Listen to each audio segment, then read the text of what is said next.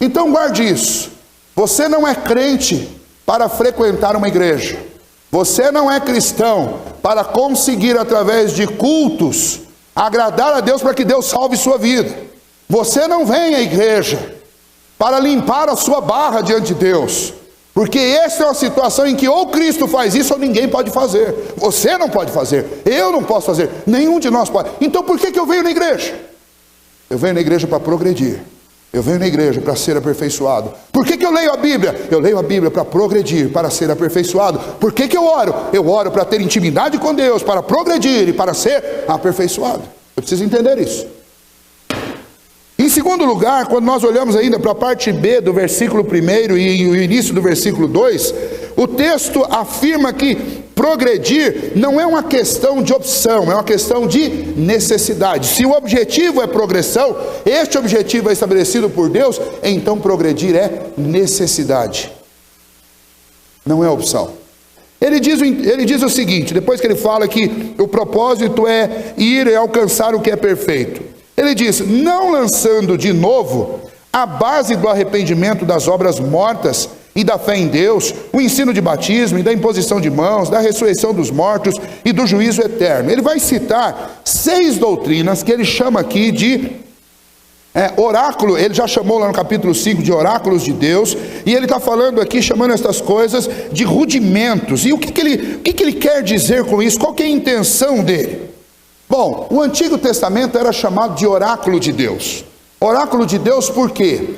Porque o oráculo, na realidade, era uma mensagem que um sacerdote trazia em nome de Deus para o povo. Isso era um oráculo de Deus. E o Antigo Testamento inteiro é um oráculo de Deus para o povo. É a mensagem de Deus para o povo. E nesses oráculos de Deus, Cristo já tinha sido anunciado.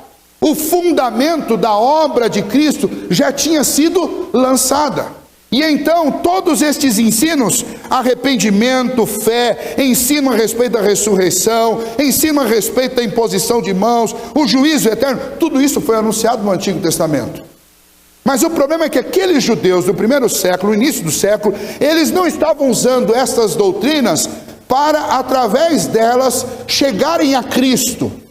Muito pelo contrário, eles estavam negando Cristo com o uso dessas doutrinas. E então o que o autor está dizendo, olha, quando vocês ficam batendo, insistindo nestes pontos, que são oráculos antigos, que são pontos elementares, que serviram como fundamento, vocês são como aquele construtor que inicia uma casa.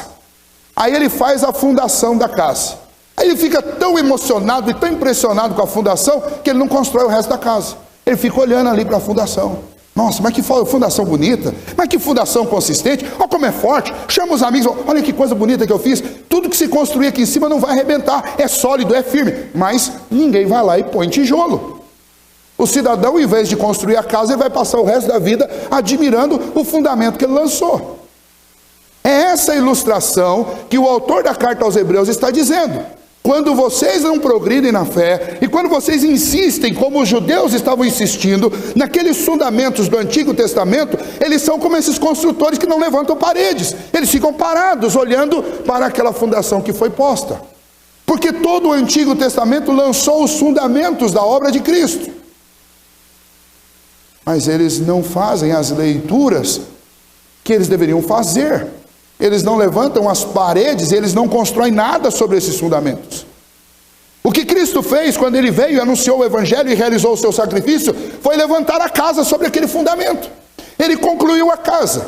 E então a proposta é a seguinte: o Evangelho de Cristo Jesus, pregado pelos apóstolos, propõe este progresso, essa construção e esta moradia, esta casa nova. E o processo e a proposta do judaísmo, que estava baseado tão somente no Antigo Testamento e que renegou Cristo, era: vamos ficar só com a fundação da casa.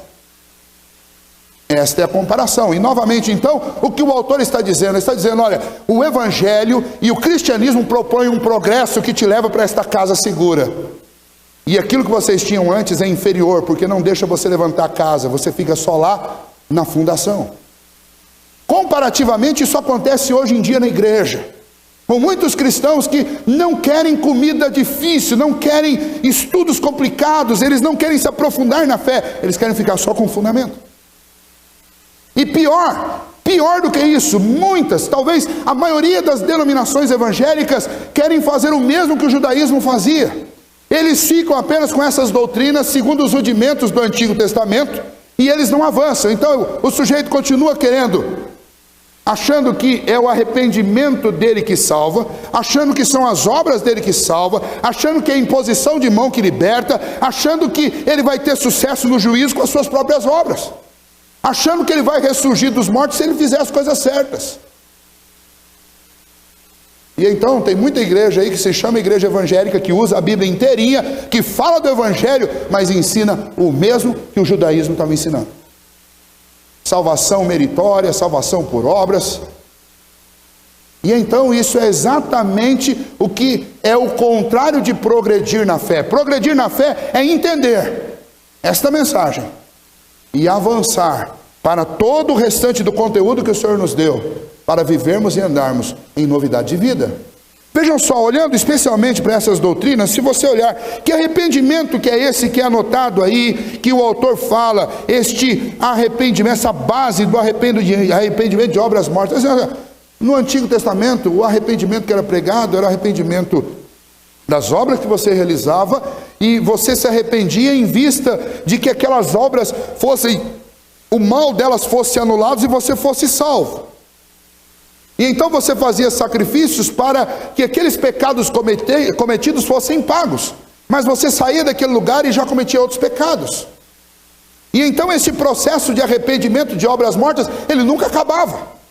Porque você acabava de fazer um sacrifício e você já tinha outra coisa do que se arrepender. E se a sua segurança de salvação dependesse de arrependimento, então você não seria salvo nunca. E ele está dizendo, olha, vocês não podem voltar para isso. Isso aí foi lançado para que todo homem saiba que é pecador e que por si mesmo não pode ser salvo. E aí ele continua, ele vai citando outras questões, ele fala sobre esta fé em Deus. E então, o que nós entendemos é que o que ele estava ensinando ali é que eles se recusaram a crer em Cristo. Eles mantinham esta fé que é ensinada no Antigo Testamento em Deus, mas eles se negavam a ver Cristo como Filho de Deus. E então, nesta religião que eles tinham abandonado e que estavam sendo pressionados a voltar, Cristo era apenas um profeta poderoso nas suas palavras, mas não o verdadeiro Filho de Deus. E sem a fé em Cristo Jesus, não adianta crer que Deus existe. Você pode crer que Deus existe, mas se você não crer que a sua salvação depende única e exclusivamente da obra de Cristo, você está perdido. Jesus disse sobre si mesmo e sobre o caminho da salvação: eu sou o caminho, a verdade e a vida. E a frase taxativa: ninguém vem ao Pai se não for por mim. Você pode crer em Deus. O mundo está cheio de gente que crê em Deus, mas que vai para o inferno. Vai para o inferno por quê? Porque deposita a confiança da sua salvação ou nas suas obras que são mortas, porque elas são nulas diante de Deus, ou deposita o seu anseio e a sua confiança de salvação em uma imagem, em um ídolo. E então novamente você está colocando a fé sobre obras mortas, porque com exceção de Cristo, todos os homens, por melhores que eles fossem, eles tinham pecado. E as suas obras não eram suficientes de nenhum destes ídolos e desses santos que são adorados por aí. A obra de nenhum deles era suficiente para salvar a si mesmo. Por mais admirável que seja a vida de vários deles, mas sem Cristo ninguém pode ser salvo. Ninguém. A Bíblia diz que Deus, olhando do céu para a terra, não viu nenhum justo sequer, ninguém que fizesse o bem. E quando esse texto foi dito, olha que tinha muita gente boa sobre a terra. Não adianta esta fé veterotestamentária que é apenas em Deus e não no Messias. E obviamente isso daqui é uma distorção daquilo que é ensinado no Antigo Testamento, porque no Antigo Testamento, desde o capítulo 3 de Gênesis, é prometido um Messias. É prometido um Redentor da parte de Deus. O que mais que faz parte desses rudimentos aí antigos, que apontavam para Cristo, mas tinham que ser deixados, porque eram apenas a fundação? Batismos. Nos dias de Jesus, existiam não apenas hoje, como nós temos um batismo e 3 maneiras diferentes de fazer. Nos dias de Jesus existiam dezenas, dúzias de batismos diferentes. Batismo, a palavra batismo, ela tem várias traduções. Ela tem a ver com mergulho, tem a ver com banho, tem a ver com aspersão, tem a ver com lavar. E estes batismos eram comuns entre os judeus. Então, quando você chegava numa casa, por exemplo, de um judeu, antes de se alimentar, a sua mão tinha que ser batizada. Não é batismo no sentido dos brasileiros, não, que é batizar o combustível, batizar a bebida, que é misturar alguma coisa. Não, é batismo no sentido bíblico. No sentido bíblico é lavar. Então, se chegava para uma refeição na casa de alguém, o escravo que estava lá vinha, o servo, e jogava água sobre suas mãos e você lavava. Então, você batizou as mãos, você pode comer. Tanto que os apóstolos de Jesus, numa dada circunstância, começaram a comer sem lavar as mãos, e então eles foram criticar: os seus apóstolos comem sem batizar as mãos. Ele está falando de lavar as mãos. Tinha o batismo de João no primeiro século, que é um batismo de arrependimento. Você se arrependeu de um pecado? Vai lá, o João está batizando lá no Jordão. Vai lá, ele vai jogar água sobre você e vai te batizar. E aí as pessoas iam lá no Jordão. No outro dia o sujeito fez um negócio errado, se arrependeu? Vai lá. Então eles iam todo dia lá no Jordão para serem batizados por João. Era batismo de arrependimento. Não era batismo para salvação. Era batismo de arrependimento. E então, o que o autor está dizendo: olha, não adianta nada vocês terem esse monte de batismos, porque batismo não salva ninguém, nunca salvou, e ainda hoje não salva. Infelizmente existe na cultura de muitas igrejas evangélicas: o sujeito muda de igreja, batiza de novo, vai para o batiza de novo, não adianta. Tito 3,5 diz que o batismo ele é único e é de uma vez só, é de uma vez por todas. E o batismo, ele não é, como muitos ensinam por aí, um momento em que você é sepultado para o mundo e ressuscita para Deus. Porque se isso fosse verdade, então é o seguinte: um dia depois que você foi batizado, você não cometeria pecado nunca mais. Então esse simbolismo de pecado que é ensinado na maioria das igrejas também está equivocado. Leia lá Tito 3,5, vai ensinar claramente o que é o batismo. O batismo é um símbolo visível de uma obra invisível. E que obra é essa? É a regeneração do Espírito de Deus dentro de você. É o que te faz crer que lá na cruz você estava com Cristo, você morreu com Cristo. E do mesmo jeito que Ele ressuscitou, nós também ressuscitamos para uma nova vida. E um dia nós estaremos com o Senhor, absolutamente aperfeiçoados. Mas hoje nós estamos dentro de um processo. E o batismo inaugura a minha vida dentro deste processo de limpeza, de transformação. E então ele está dizendo: olha, lançar novamente, não adianta vocês irem lá para ser batizados toda semana. Isso que o judaísmo está ensinando para vocês é um equívoco. Porque o que Cristo ensinou é suficiente, é superior. O batismo ordenado por Cristo não é o batismo ordenado pelo judaísmo. Então não volte a esses rudimentos, porque vocês estão retrocedendo. Por mais piedosos, por mais dedicados, por mais zelosos que vocês sejam com essas doutrinas elementares, elas são só o fundamento da casa. Cristo levantou um edifício sobre esses fundamentos. Para de admirar o fundamento e entra na casa. É isso que ele está dizendo. Imposição de mãos. Havia no processo de oferecer sacrifício por pecados, o pecador chegava lá e era trazido um cordeiro. Trazia o cordeiro, o sacerdote colocava a mão sobre o pecador e sobre o cordeiro. E nesta oração havia uma transferência do pecado. E então essa ovelha era sacrificada. De duas maneiras: ou ela era emitida para o norte, para morrer no deserto, ou a garganta dela era cortada e era feito um sacrifício dela sobre o altar. Mas sobre aquelas duas ovelhas havia uma transferência da culpa do pecado e do salário do pecado. E então estes irmãos aqui, eles estavam sendo tentados a repetir essas cerimônias de imposição de mão para transferência de pecado. E o autor está dizendo: vocês não vão voltar a fazer isso. Cristo ofereceu de uma vez por todas um sacrifício, e sobre ele foram lançados todos os nossos pecados. Ficar voltando e praticando essas obras aí é um retrocesso. Pior, isso é ofensivo a Deus. Deus te chama para uma aliança superior e você: ok, eu quero essa, mas eu quero a antiga também. Deus te entrega um edifício e você, em vez de olhar para o edifício, você fica olhando: mas que fundação bonita. E não desfruta do edifício. Ressurreição dos mortos. Vocês acham que vocês serão ressuscitados de entre os mortos por causa dessas obras de vocês? Eles não vão ser ressuscitados dos mortos. Eles já tinham no Antigo Testamento a crença na ressurreição. Mas o que faltava para eles era crer que o poder para a ressurreição deles era Cristo. Como Paulo disse, Cristo é a primícia dos que ressurgiram. Do mesmo jeito que ele ressurgiu, nós também ressurgiremos. Qual é a certeza que eu tenho que um dia eu vou ressuscitar após a minha morte? A certeza é Cristo.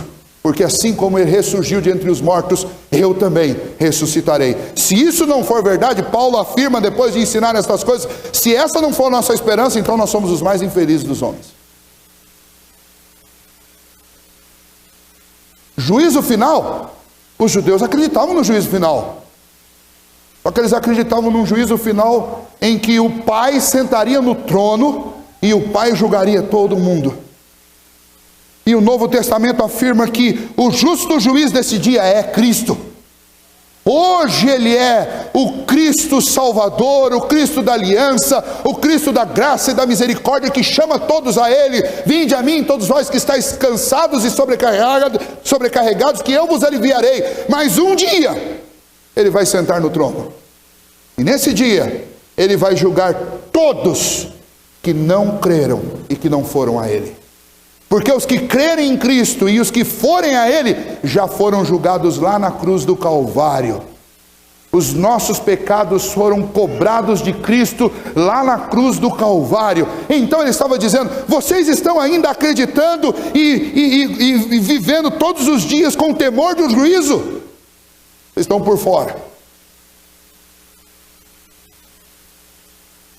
Porque o juízo daquele que crê em Cristo Jesus foi lá no dia da crucificação. E então você não vive mais com medo do último dia. Você vive com alegria, sabendo que no último dia eu vou me assentar com Cristo para julgar e não para ser julgado. Bom, fica fácil de fazer a pergunta: o que é melhor? Progredir, ou seja, avançar para Cristo e para aquilo que Cristo tem para mim, ou regredir ou continuar nos velhos fundamentos, nos rudimentos do Antigo Testamento, do início? Eu tenho que progredir. E era essa mensagem que ele estava dizendo para aqueles irmãos: progridam na fé. O Antigo Testamento, ele não é dispensável de maneira nenhuma. Lembra, o Antigo Testamento é o alicerce sendo lançado, são as bases. Mas eu não posso ficar só no alicerce, eu preciso das paredes e do telhado que foi colocado com o Novo Testamento. E aliás, é aqui que eu vou viver. Ninguém convive no fundamento. A gente vive dentro da casa, né? Um piso bonitinho, tudo acabadinho, tudo legal. O fundamento está lá dentro da terra. Eu convivo com Cristo. Eu convivo no Evangelho. E eu progrido no Evangelho de Cristo Jesus. E então o progredir envolve uma necessidade. Por que uma necessidade? Porque se eu não progredir, eu vou vivendo esta vida que é uma vida que está pela metade, que está entendendo as coisas como se elas estivessem ofuscadas. O Antigo Testamento apresenta todos esses fundamentos e eles estão como que ofuscados. Eles são simbólicos, eles são apresentados através de imagens. Mas quando Cristo vem, acaba-se esse véu, acabam-se essas sombras, tudo fica muito claro. E o que o autor está dizendo, você não pode trocar essas coisas claras, objetivas, certas, concretas, que Cristo nos oferece pelo Evangelho, por aquilo que está oferecido dentro do judaísmo, estava lá dentro do judaísmo, de forma de sombras e símbolos. É muito triste que a maioria das igrejas evangélicas no Brasil hoje estão voltando às sombras, aos rudimentos antigos. Tem igreja aí refazendo a arca, tem igreja aí refazendo castiçal, tem igreja aí refazendo sacrifício. Isso é lamentável, é muito triste. Se é triste para nós que conhecemos o Evangelho e amamos esta mensagem, eu imagino o quanto isso é triste para o Senhor, que ofereceu o próprio Filho dele na cruz para nos dar esse edifício, e tem muita gente que nem olha para Cristo. O judaísmo hoje, irmãos, para nós que estamos aqui no Ocidente, não é o judaísmo propriamente dito. Para você que está aqui no Ocidente, este judaísmo que volta sempre ao mesmo ponto dos rudimentos antigos, é esse evangelicalismo. Infelizmente, é esse evangelicalismo que está presente no nosso país, que ensina salvação por meio de obras, que ensina essa meritocracia que nunca salvou ninguém, nunca vai salvar, que engana pessoas, que ilude pessoas, usando essas figuras, essas imagens que são pessimamente interpretadas para iludir as pessoas, para colocar medo nos corações, inclusive até para extorquir pessoas. Então a minha mensagem a você é que você jamais desista de progredir na fé, porque progredir é uma necessidade. Quando nós não progredimos na fé, nós caímos e nós somos presas fáceis na mão de aproveitadores que ensinam um falso evangelho e que deixam um rastro de gente frustrada, triste e arrebentada por causa dos ensinos errados e equivocados.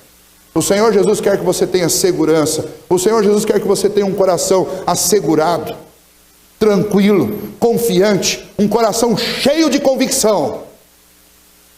E então progredir é uma necessidade, porque para ter essa segurança, para ter essa tranquilidade, para ter essa convicção, você precisa progredir.